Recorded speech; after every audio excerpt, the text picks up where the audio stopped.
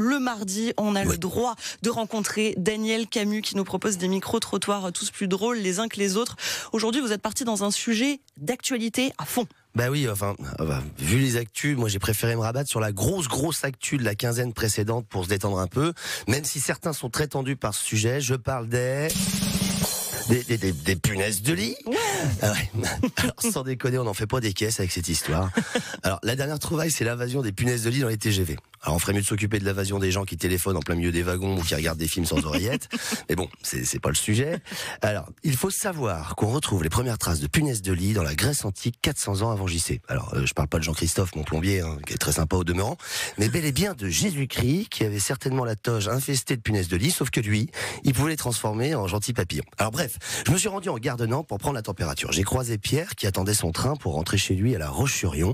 Est-ce que ça l'inquiète, Pierre ?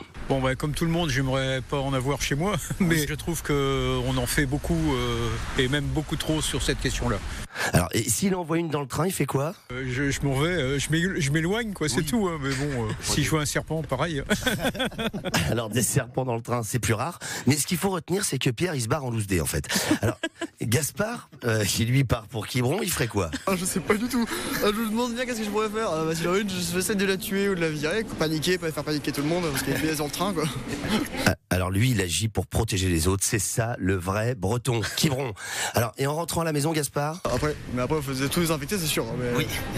Alors, tout désinfecter. Alors ça va être compliqué si on prend le train tous les jours. Marina de Derval, en partance pour Angers, n'est pas trop inquiète. Elle a également sa petite technique pour éviter l'invasion à la maison. Tout ce que mes enfants achètent d'occasion, je les congèle, les vêtements, mais à part ça, je fais rien d'autre.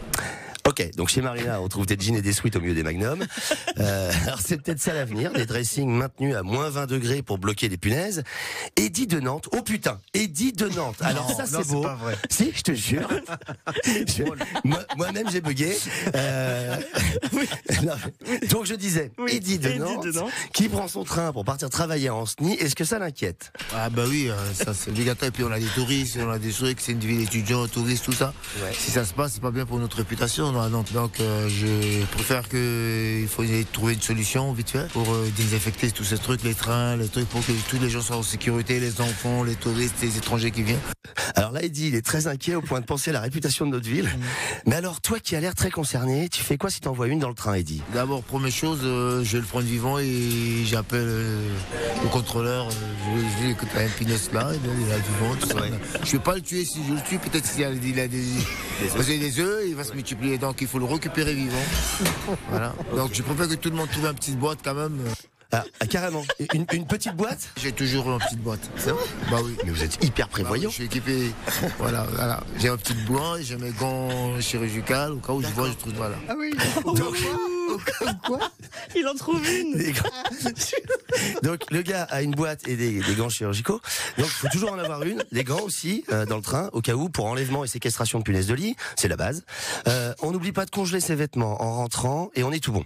Alors c'est vraiment pas la peine d'en faire toute une histoire. Je vous laisse avec cette chanson ancienne, chanson paillarde, chantée par des habitants de Seyssel en Haute-Savoie qui ont l'air d'adorer les punaises de lit. Voici la belle saison, il y a des punaises plein la maison.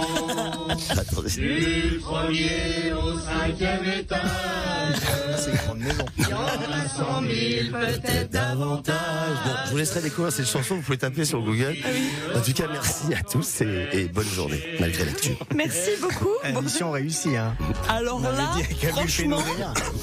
Voilà. Bon, Daniel, ça c'est pas une blague. Si on veut vous voir, on peut venir vous voir sur scène, mais alors pour ça, il va falloir prendre le train. Oui, c'est embêtant.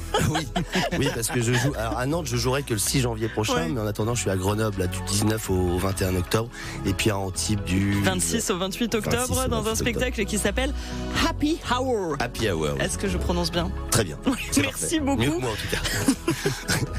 Merci beaucoup Daniel Camus. Bonne journée.